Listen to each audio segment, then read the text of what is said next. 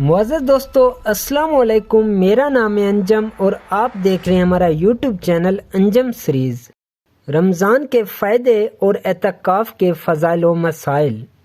دوستو، اللہ رب العزت کا ہم سب پر یہ بڑا کرم و احسان ہے کہ اس نے ہمیں ایک بار پھر ماہ رمضان جیسا بابرکت مہینہ دیکھنا نصیب فرمایا، ایک بار پھر موقع عنایت فرمایا کہ ہم گناہوں کی معافی تلافی کر لیں، اپنی اصلاح کر لیں اور اپنے رب کو راضی کر لیں۔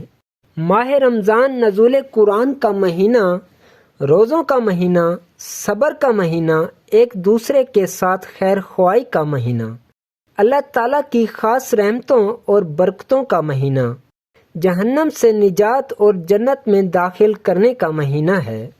بلا شبہ ساری دنیا کے مسلمانوں کے لیے عبادت، تلاوت قرآن، ذکر و ذکار، صدقہ خیرات کرنے اور اپنے رب سے بخشش و مغفرت طلب کرنے کا مہینہ ہے، اور گناہ گار سے گناہ گار انسان بھی ایسے مبارک مہینے میں شوق و رغبت سے اللہ تعالیٰ کی عبادت بجا لاتا ہے۔ رمضان کی فضیلت۔ بلا شبہ اللہ سبحانہ و تعالیٰ کا تقریب اور اس کی رضا حاصل کرنے کی غرض سے مسجد میں آ کر اعتکاف قیام کرنا ایک بہت بڑی عبادت و سعادت ہے، اور بڑے ہی خوش نصیب ہیں وہ لوگ جنہیں یہ سعادت حاصل ہو جائے۔ آپ صلی اللہ علیہ وآلہ وسلم سے اعتکاف کی فضیلت میں متعدد روایت منقول ہیں، مگر وہ سندن صحیح نہیں ہیں، لیکن عموماً مسجد میں قیام کرنے، اس میں عبادت کی غرض سے بیٹھنے کی بڑی فضیلت وارد ہے۔ رمضان المبارک کے روزے فرض اس لیے ہیں جو شخص رمضان میں اعتکاف کرے گا وہ لازماً روزے سے ہوگا، مگر غیر رمضان میں اگر کوئی شخص اعتکاف کرنا چاہے تو اس کے لیے روزہ شرط ہے۔ اگر رکھ لے تو بہتر ہے، مگر اس کا یہ مطلب ہرگز نہیں کہ روزہ کے بغیر اعتکاف نہ ہوگا۔ اعتکاف کے فائدے۔ اعتکاف کے بہت سے فائدے ہیں، مثلاً نمبر 1، اعتکاف کرنے والا گویا اپنے تمام بدن اور تمام وقت کو خدا کی عبادت کے لیے وقف کر دیتا ہے۔ نمبر 2، دنیا کے جھگڑوں سے محفوظ رہتا ہے۔ نمبر 3، اعتکاف کی حالت میں اسے ہر وقت نماز کا ثواب ملتا ہے، کیونکہ اعتکاف معتکف ہر وقت نماز اور جماعت کے انتظار اور اشتیاق میں بیٹھا رہتا ہے۔ نمبر 4، اعتکاف کی حالت میں معتکف فرشتوں کی مشابہت پیدا کرتا ہے کہ ان کی طرح ہر وقت عبادت اور تسبیح و تقدیس میں رہتا ہے۔ نمبر 5، مسجد چونکہ خدا تعالیٰ کا گھر ہے، اس لیے حالت اعتکاف میں معتکف خدا تعالیٰ کا پڑوسی بلکہ اس کے گھر کا مہمان ہوتا ہے۔ اعتکاف کے فضائل۔ جو شخص اللہ تعالیٰ کی خوشنودی کے لیے ایک دن کا اعتکاف کرے گا، اللہ تعالیٰ اس کے اور جہنم کے درمیان 3 خندقوں کو آڑ بنا دیں گے، جس کی مسافت آسمان اور زمین کی درمیانی مسافت سے بھی زیادہ چوڑی ہوگی۔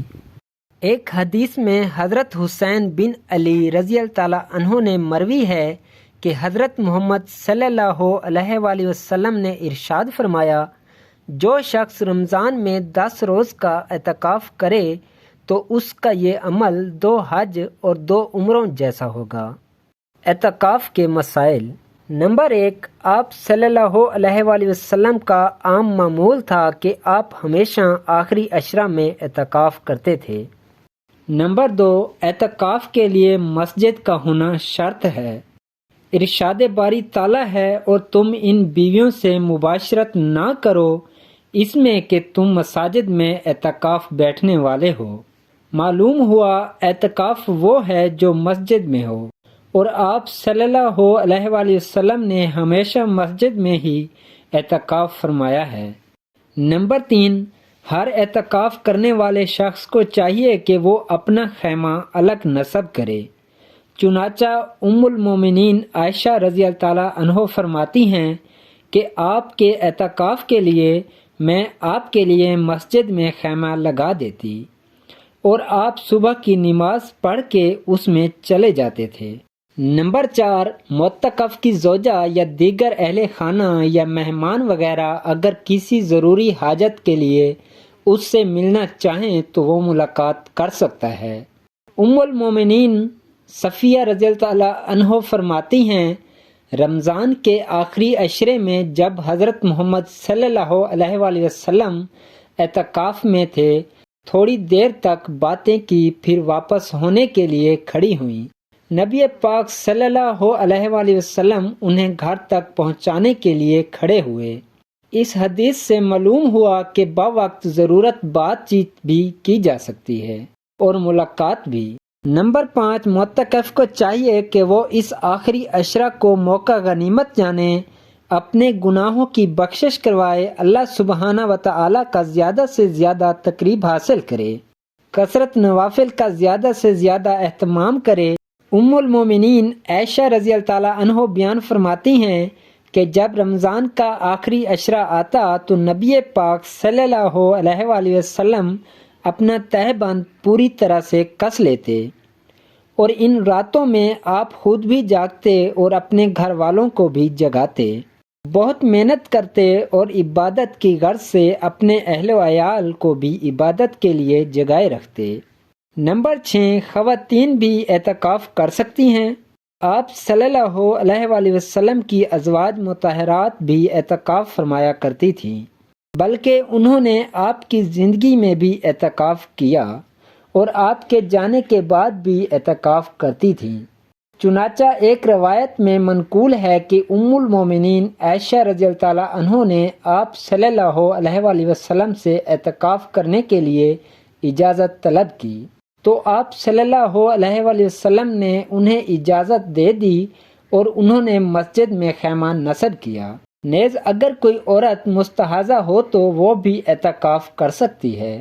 آخری بات، بھائیوں اور بہنوں، یہ رمضان کی سعادتیں بہت ہی کم لوگوں کو نصیب ہوتی ہیں اور خاص کر اس عشرے کی عبادت و دیگر ایام کی عبادتوں سے زیادہ اہم ہے، کیونکہ اس آخری عشرے میں اللہ رب العزت نے لیلۃ القدر جیسی عظیم شب بھی رکھی ہے اور اس رات کی عبادت 1000 مہینوں کی عبادت سے بہتر ہے، اور ہم اللہ تعالیٰ سے انتہائی پر امید ہیں کہ ہماری ان راتوں کی تھوڑی سی عبادت کے عیوز ہمیں لیلۃ القدر کے اجر و ثواب سے ضرور نوازے گا۔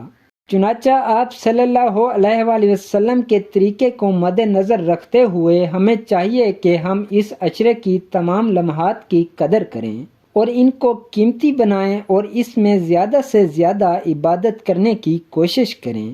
رمضان کی ان عیادتوں کے بعد روزے اور اعتکاف کے باوجود بھی اگر ہم ان برائیوں اور گناہوں سے دور نہ ہو سکے اور ان کو نہیں چھوڑا تو پھر ہماری یہ ساری عبادتیں محض بے مقصد اور بے فائدہ ہوں گی۔ لہٰذا ہمیں یہ احتساب کرنا چاہیے کہ رمضان المبارک اور اس اعتکاف سے قبل ہمارے اندر کون سی برائیاں تھیں اور اب ان میں سے کون سی باقی ہیں۔ انتہائی خوش نصیب اور کامیاب ہے وہ شخص جس نے اپنی اصلاح کر لی اور اپنے آپ کو جہنم کی آگ سے بچا لیا۔ اللہ تعالی ہم سب کو رمضان اور اعتکاف کا مقصد کو پورا کرنے کی توفیق عطا فرمائے۔ دوستو، امید کرتا ہوں کہ آج کی یہ ویڈیو آپ کو پسند آئی ہوگی۔ اگر پسند آئی ہے تو اس کو لائک کریں، کمنٹ کریں اور مزید ایسی ویڈیوز کے لیے ہمارے یوٹیوب چینل انجم سیریز کو ضرور سبسکرائب کر لیں۔ شکریہ۔